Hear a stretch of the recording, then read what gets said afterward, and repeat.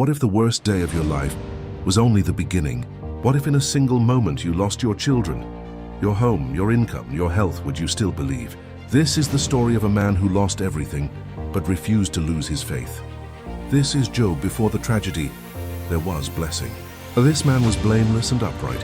He feared God and shunned evil. He was wealthy, respected, a father of 10. He was the greatest man among all the people of the East. But righteousness does not make someone immune to suffering.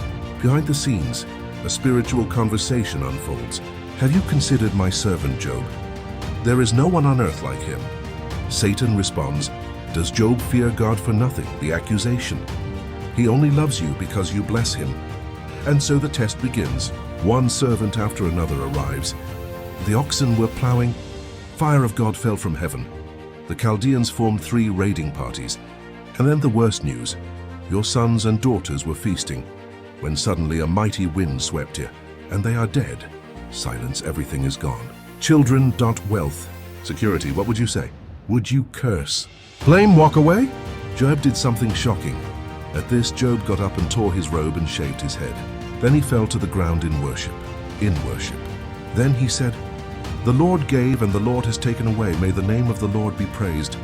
Pain didn't erase praise. The suffering deepens. So Satan struck Job with painful sores from the soles of his feet to the crown of his head. He sits in ashes, scraping his skin with broken pottery.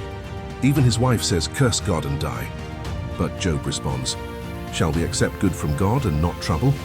Even at his lowest, he does not sin with his lips. Job is not emotionless, he is honest. Why did I not perish at birth? He questions, he laments. He cries out, faith is not pretending it doesn't hurt. Faith is holding on while it hurts. And then, one of the most powerful declarations in Scripture.